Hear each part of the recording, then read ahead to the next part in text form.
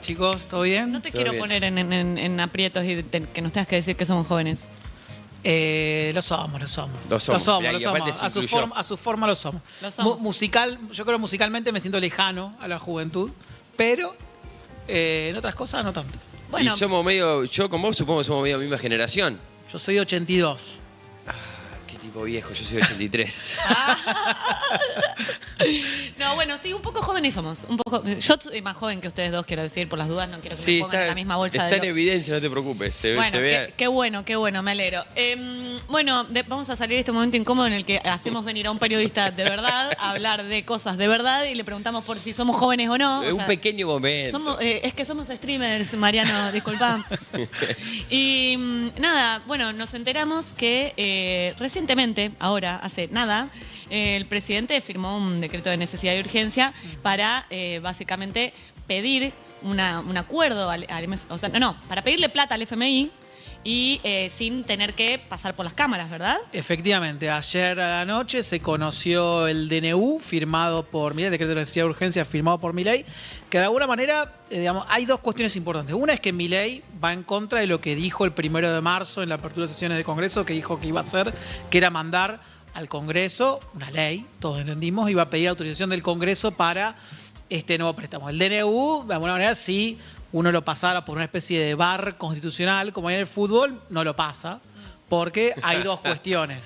VAR constitucional me encanta. Si hubiera un VAR constitucional, te lo bajan. Por dos cuestiones. La Constitución dice que toda negociación de la deuda tiene que pasar por el Congreso y además hay una ley que se aprobó en el comienzo del gobierno del Frente de Todos, cuando Martín Guzmán era el ministro, que justamente planteaba, con el antecedente de lo que había pasado en el gobierno de Macri, Sí. que hay varios protagonistas que se repiten de la historia, que toda ley, digamos, toda negociación o renegociación con el fondo tenía que pasar por el Congreso. Bueno, Milei se saltea ese trámite, saca un decreto y la otra cuestión curiosa es que Milei saca un DNU sobre un acuerdo que no existe, que no está, no se firmó. Y ni siquiera se sabe el monto. No se sabe el monto, no se sabe las condiciones. Lo que dice el decreto es que va a ser lo que se llama un acuerdo de facilidades extendidas, EFF en inglés, que es un acuerdo más largo, pero que, la letra chica, tiene más condicionantes, tiene más condiciones. Y esa ley que había propuesto Guzmán. Se aprobó. Estaba aprobada, pero ¿y un decreto constitucionalmente la puede saltear o esto es ya Bueno, directamente inconstitucional? Está muy discutido, digamos, de hecho hay constitucionalistas, algunos sin rastros de kirchnerismo en sangre, que están diciendo, no, esto es inconstitucional. No pasa, como decíamos, el VAR constitucional, ¿no? Bueno, ¿y qué se puede hacer al respecto? Porque digo, o sea, se sabe que esto es inconstitucional. ¿Lo estoy diciendo bien? Inconstitucional. Inconstitucional. Uy, qué difícil. Pero, digo, ¿se puede hacer algo? Porque si no entendí mal, escuché por ahí que si senadores y diputados, los dos, dicen que no, o sea, como, che, esto no se puede, supuestamente no se puede llevar a cabo. Es así, el trámite es así. Una vez que se sanciona un DNU que sale en el boletín oficial, hay 10 días para que el Poder Ejecutivo mande ese DNU al Congreso y a partir de ese momento hay 10 días para que la comisión de trámite parlamentario que sigue los DNU saque un dictamen sobre ese decreto. O sea, más o menos hay una ventana de 20 días. Hay una ventana de 20 días. A partir de ese momento, ya las dos cámaras quedan habilitadas para tratar el DNU en el recinto y a partir de eso se necesitan mayoría simple para rechazarlo.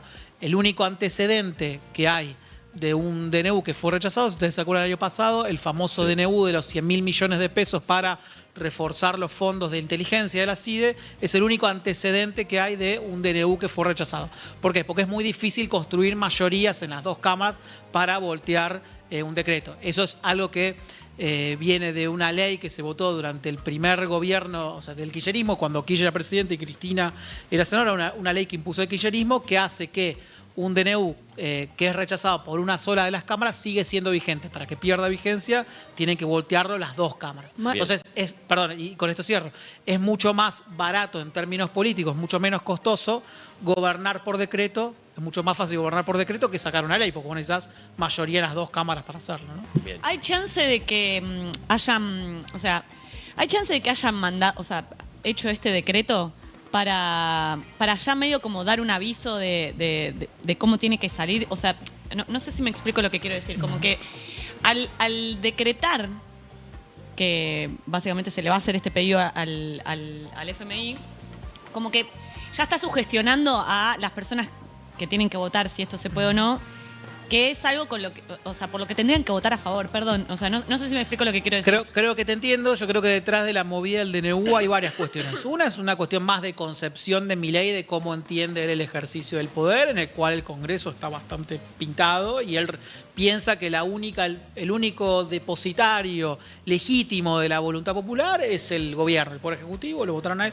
No reconoce mucho la legitimidad del Congreso como un ámbito en el cual están expresadas distintas opiniones.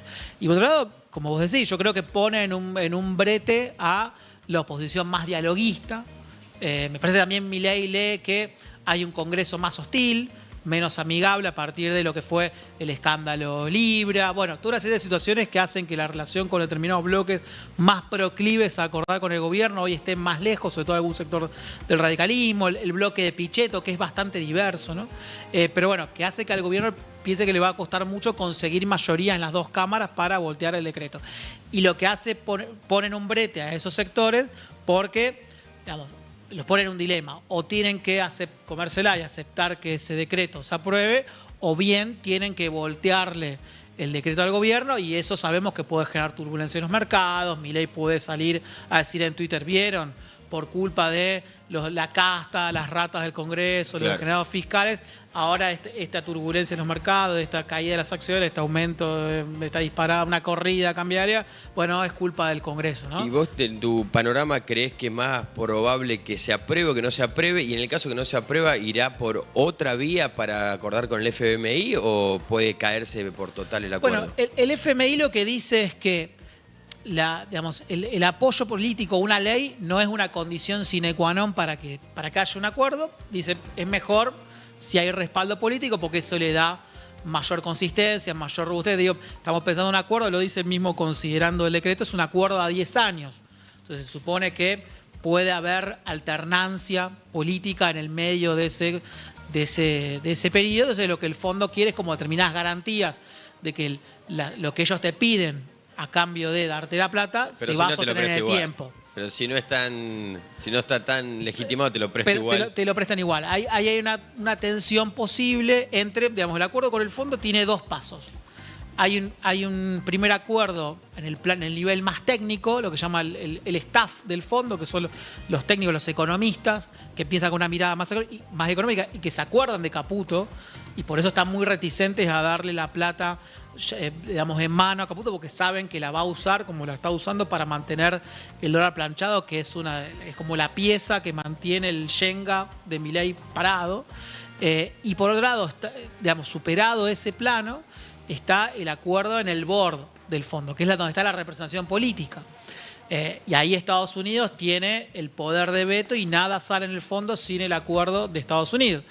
Entonces hay todo un juego más geopolítico y el gobierno lo que se juega al pleno es que con el nivel de confianza y de apoyo con Trump pase, como Trump le dio en su momento la plata a Macri en el 2018 para que el gobierno de Macri llegara a una mejor condición a las elecciones y reeligiera, algo que al final no pasó porque la crisis terminó espiralizándose. Bueno, ahora se redite algo parecido, ¿no? Bueno, aprovechar como ese buen vínculo bilateral para que llegue Estados Unidos de luz verde en el board del fondo, a pesar de las dudas que hay como en el plano más de los burócratas y los técnicos del Fondo Monetario, ¿no? ¿Es similar este préstamo que se pide al que se pidió en su momento con Macri? Digo, o sea, ¿se pide para lo mismo? ¿Es el mismo tipo de deuda que se toma? En términos de montos sería menor. Lo que se acordó durante el gobierno de Cambiemos, el gobierno de Macri, eran algo más de 57 mil millones de dólares. Se terminaron prestando 44.000, porque cuando llegó el Frente de Todos dijo, no quiero más esta deuda, se corta acá. Ahora estamos hablando de montos en principio menores, se hablaba de entre 11.000 y 13.000, había algún cálculo muy optimista que decía que podía llegar a ser hasta 20.000 millones de dólares. El gobierno básicamente lo que necesita es un puente de dólares para llegar a las elecciones legislativas que van a ser en octubre, no hay paso, o sea que el puente ese es más largo, con la menor turbulencia financiera posible. Porque esto, lo decía en un tuit ayer, digamos, el gobierno de Milei es como una especie de mamushka, las muñecas rusas, Sí. como una mamushka de fragilidades. Digamos, un gobierno en minoría en el Congreso, que no tiene gobernadores, más allá del apoyo de algunos gobernadores, que depende básicamente de mantener baja la inflación. Para mantener baja la inflación necesita tener muchos dólares en un momento que el dólar está planchado para, digamos, financiar el turismo de la clase media que se puede ir, digamos, mantener la inflación baja a partir del dólar planchado, dólares que Argentina está consumiendo y que no están entrando lo suficiente. Digo, el blanqueo es una bala de plata que es una sola vez, no es algo que es todos los años. Hay que ver la plata de la cosecha. La plata de que puede entrar por vaca muerta es algo más a largo plazo. Entonces, bueno, el gobierno se está quedando sin dólares, está gastando muchos dólares de reserva para mantener ese dólar sedado, que a su vez sostiene la baja de la inflación, que a su vez sostiene el capital político de Milei. Y bueno, el gobierno está buscando la forma de llegar a eso. El problema es que se la corta, se le hace muy largo ese tiempo y el gobierno necesita dólares ya para poder llegar lo más tranquilo a las elecciones y en algún momento, antes de las elecciones o después, levantar el cepo cambiario, que es como la gran promesa de Milei y como una condición para que la economía adquiera rasgos de normalidad, ¿no? ¿Y cómo explica el gobierno la tensión entre que, bueno, vienen haciendo un fuerte recorte y supuestamente estamos en un superávit y después la necesidad de pedir dinero? ¿Y cómo explica también el gobierno la tensión entre un candidato en su momento que decía que el FMI era una entidad perversa y hoy recurrir a ella para salvarle las papas? Bueno, la coherencia no es uno de los activos principales del gobierno, que permanentemente se dice y se desdice. A ver, Milei históricamente dijo que la inflación era siempre un fenómeno puramente monetario y la verdad que el gobierno está usando dos anclas muy claras, que son el dólar planchado y que los salarios no suban porque eso impacta en términos de costos, digamos, y puede acelerar la inflación. Digamos, va por ahí, no es una cuestión de coherencia, es una cuestión de puro pragmatismo y el gobierno está tratando de estirar todo lo posible y conseguir la mayor cantidad de dólares posibles para poder llegar lo más estabilizado posible a las elecciones, ¿no? ¿Vos creés que hay chance de que le bajen el DNU? O sea, que se niegue el poder. Yo veo, lo veo más fácil que le tumben el DNU de los jueces, el del hijo y de García Mansilla. Me parece que hay un sector de la oposición, sobre todo del PRO, y el sector más acuerdista del radicalismo, el sector de Loredo y los famosos radicales con peluca, algunos gobernadores, que están como muy temerosos de que volteando el DNU se genere una turbulencia financiera, económica, algo que Milei ya adelantó en el Congreso, un pasaje que medio pasó desapercibido, que dice, bueno, los procesos de estabilización no son lineales, va a haber turbulencia, hay que prepararse que hay subidas y bajadas. Me parece que el gobierno sabe eso y estos sectores políticos muchos comparten el electorado y están como muy pendientes y muy temerosos de que Milei les pase la factura y los haga responsables de la turbulencia económica, ¿no? ¿Y alguno otro de estos acuerdos que ya van varios en nuestra historia, ¿no?, con el FMI, han traído reales beneficios? Digamos, ¿cómo afectan en la calle, en el día a día de la gente? Digamos, porque después está siempre como no ese clima de que el FMI va a después generar ajuste, va a generar, digamos, presión y vamos a perder soberanía. ¿Eso es así? ¿No es tan así? ¿Puede ser hasta beneficioso un préstamo con el FMI? Y en general en Argentina los acuerdos con el fondo no han sido beneficiosos. El fondo digamos, tiene dos características. Una es un prestamista, se llama de última instancia, que es como la última puerta a la que vas a golpear cuando el mercado te la cerró.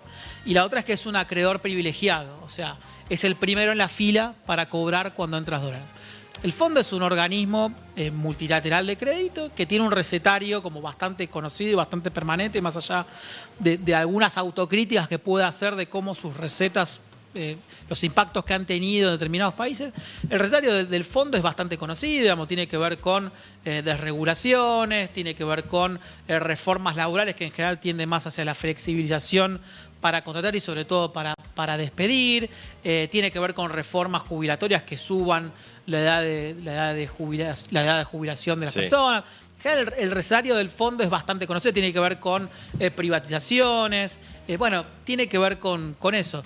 Sí, como que nuestra memoria emotiva no lo ve con buenos ojos al FMI. Y en general, digamos, en este tipo de acuerdos, digamos, te van liberando plata en función de que vos vas cumpliendo con determinadas metas de cumplimiento de acumulación de reservas, que vayas avanzando con estas reformas estructurales que ellos te piden. Como un amigo que te presta guita y después te ve comprando un porrón y te dice, ¿a dónde vas? Vení, eso para acá. Pero no es un poco raro, o sea, para mí, dentro de mi lógica, esto no se explica. O sea, si nosotros le seguimos debiendo plata al Fondo Monetario Internacional, ¿por qué nos darían más plata? O sea, la realidad es que la deuda que tomó Macri no está saldada, ni mucho menos, y nos tiene de acá a casi 100 años, ¿no? Bueno, hay un viejo dicho que es que cuando una persona le debe a un banco $100.000, el problema es del dólar. Cuando le debe 100 millones de dólares, el problema es del banco. El problema es que Argentina es el principal deudor del fondo. De hecho, con ese acuerdo que se hizo por el guiño político de Trump a Macri, Argentina recibió un préstamo muy por encima de la cuota que de lo que Argentina paga, y en función de cuánto te pueden prestar. Es como que si vos, no sé, tenés de límite de la tarjeta $1.000.000, te dieron 200. Pero Argentina podría no pagar, porque de hecho hubo una discusión muy grande en su momento con la deuda que tomó Macri, si era constitucional o no, hasta no se empujó. Porque en ese momento no pasó por el Congreso. Claro. Bueno, después el Frente de Todos la terminó legitimando, terminó negociando. Sí. Hubo una discusión, de hecho, muy fuerte al interior del gobierno en ese momento. Pero podría no pagar uno, ¿qué hacen? Si vienen, se llevan una provincia. Bueno, esa es la histórica discusión de qué pasa ante no reconocer la deuda con el fondo. Hay todo un planteo de que no reconocer esa deuda puede dejar al país en una situación de mayor precariedad en términos internacionales, convertirse en un paria, que eso te cierre determinados mercados, otras fuentes de financiamiento. Es como una discusión que en general se ha dado y que, digamos, en el caso del peronismo terminó reconociéndola, tratando de rediscutirla y de renegociarla en otras condiciones. Sí, ¿no? pero si históricamente se ha intentado pagarla o renegociarla, a lo mejor nosotros no lo sabemos, pero evidentemente el fondo debe tener sus herramientas de presión y podemos sospechar que si uno no paga esa deuda, se viene fulera, digamos. Bueno, el kirchnerismo en el gobierno de Kirchner era un monto menor, creo que eran 15.000 millones de dólares, pero en una estrategia coordinada con Brasil, con Lula, fue una movida conjunta. En un momento que la economía había empezado a crecer mucho y habían acumulado muchas reservas, tomaron la decisión de ir al fondo, pagar taca la deuda y sacarse esa restricción. Porque como decíamos, no solamente una restricción económica, sino que tiene como una restricción en términos de política pública, qué podés hacer y qué no. Bueno, Mariano, gracias por habernos despejado las dudas. Esperemos, no sé, tener buenas noticias. Yo quisiera también enseñarle alguna vez algo a él. ¿Sabías que colonizar no viene de la palabra colón? ¿De dónde viene? Te tiré el centro de la cabeza y la tiraste afuera. Era solo que... ¿Le explicaste algún tip de actuación? Sí, no, perdón. Pero voy a preparar algo para la próxima. Para la próxima, un tip de actuación. Gracias, Mariano, por Gracias, haber chicos, venido. como siempre. Nos vemos prontito. Bueno, ya lo tenemos más claro, un poquito, ¿no? Sí. Ya sabemos un poco qué pasa. Es que uno puede identificarse fuertemente con esa sensación. No tener una deuda, ¿no? Es como una mochila. ¿Yo sabes qué quiero? ¿Qué? Quiero sacar un DNU para dejar de trabajar y que alguien me mantenga. ¿Es posible? Sí, tiene muchos distintos ¿Y nombres. quiénes votan después? Eso es un sugar DNU. Tus jefes votan y se tienen que poner de acuerdo a ver si Ya te sé. tiran abajo el DNU o no. Ya sé, sino un DNU que diga que cada 2 meses me tienen que aumentar el sueldo. Bueno, eso puede ser. ¿O no? ¿Eso es más un acuerdo por ahí? Sí. Pero esto no es un acuerdo también. ¿Pero te gustaría una vida sin trabajar? Ay, no sé, Juanelo. Hoy, mira, no sé, no puedo responder. Bueno, A mí me gusta trabajar, me gusta. Por eso. En buenas condiciones me encanta. Excelente, sí. Sí. Bueno, lo recibimos a él, ¿verdad? Están preparados. Espera que se siente un cachito, hacemos el canje de lugares. Mientras tanto, les quería preguntar si Canje de recuerdan. lugares, canje de plomeros, canje de lugares. Si recuerdan esa publicidad de los 2000 que le preguntaban a nenitos qué era el FMI. ¿La recuerdan? No, la tenemos para ver. La voy a buscar, si no, ahora la voy buscando por las dudas. Pero era excelente, que les preguntaban y los nenitos iban respondiendo de algo que capaz controla tu vida, tal vez, depende de las decisiones de qué va el futuro de tu país y uno no tiene idea qué es. No, sí, claro. Yo tengo recuerdo de haber entendido o haber escuchado FMI ya muy adulto. Pero sería bueno que